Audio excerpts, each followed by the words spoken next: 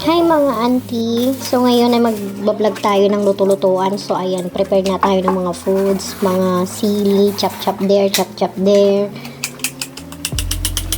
Ayan. Chop-chop sili. Diba? Ganda naman ng auntie niya. Oh, bagong gising yan. Naka-duster. Diba? Uso ang ganda-gandahan dito. Yan. Linis. So, ang ginagamit ko dito is sausage. Dahil ayoko ng manok. Medyo nakakaumay, guys. Nakakaumay yon. Nakakaumay na parang pagmumukha mo. O, diba? Char. So, ayan. Tuloy-tuloy natin. So, ang ginagamit ko palang mantika dito ay ang olive oil. Ayan, nawawala sa sarili si auntie dahil wala pang tulog dahil kagagala. Gala pa more. So, ayan. Yeah, tad-tad dito, tad-tad doon. Huwag lang yung kapitbahay mo, ang tad-tarin mo. Baka bukas, kinabukasan, nasa hulungan ka na. Joke. So, ayan. After nyan, next natin is mga gulay. Gulay, guys. Diba? So, ayan. Dito, guys, hindi kompleto yung rekado ko kasi luto-lutuan nga lang tayo. Tip ko lang magluto kasi nakatikim ako ng pansit. Alam nyo na. Diba? Kaysa bumili tayo, at least nagluto tayo kahit hindi kompleto yung rekado. Yan, mantika si auntie. Kasi pagpiprituhan lang naman. So, yung loose oil mo na ang ginamit ko pang prito ng ang ating hotdog. Hotdog! Hindi hotdog na buhay. Char. So, ayan.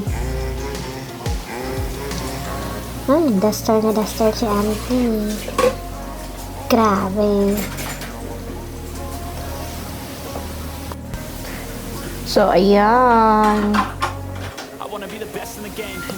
Habang nakasalang yung ating hotdog, ayan, i-prepare natin yung ating sitanghon. Pero ito po ang paborito ko. Ayoko kasi ng ibang klase yung bihon or ano pa man dyan. Yan lang talagang niluluto ko. Gustong gusto ko yan, guys, kasi napakalambot.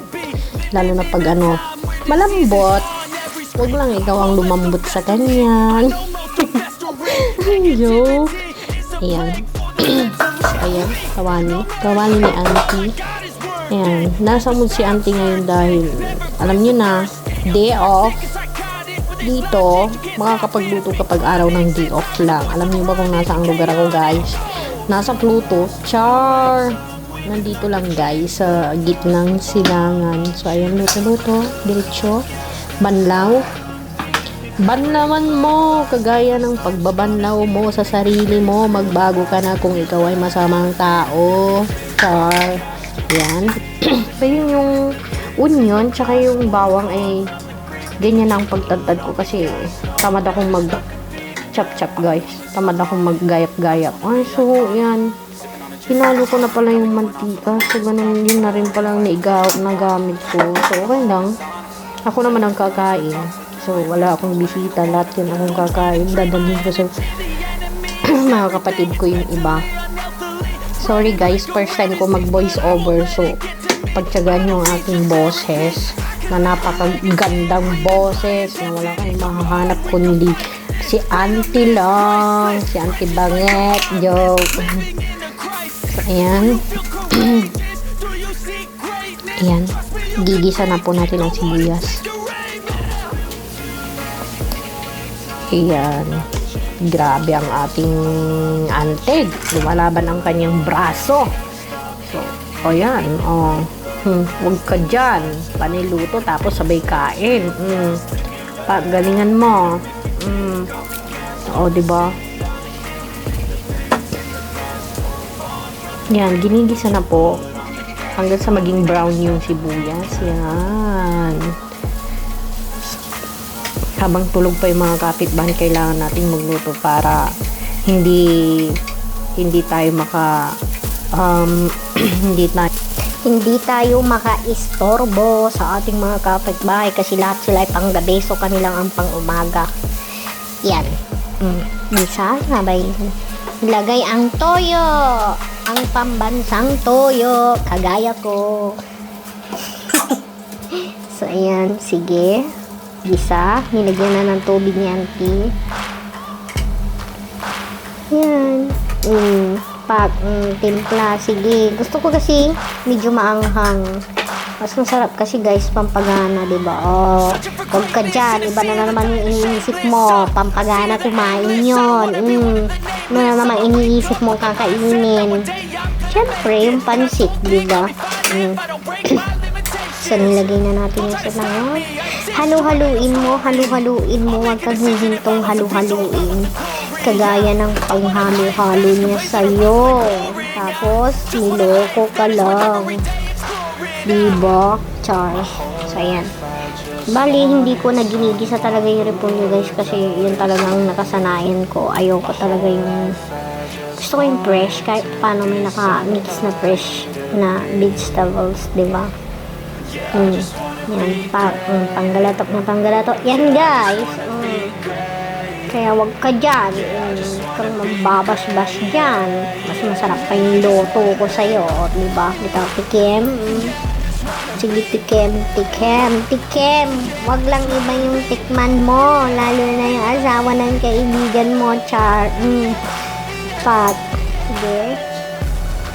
So, ayun guys. Ginubrahan ko ng tubig kasi sobrang, alam nyo na, gusto ko malambot talaga pag saan mahirap tunawin sa tiyan. Yan, dinagdagan ko na naman ng asin dyan para magkalasa. Sa relasyon, dapat ganon, malasa. Tamang timpla kumbaga. Hindi mas sobrang toyo. Kailangan sakto.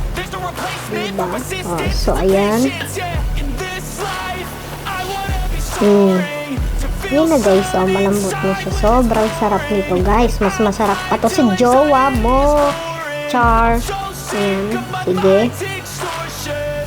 Okay. Malapit na ako matapos dito guys. So, ayan. Kainan na tayo. Ilang minutes na lang. Kainan minutes na yan.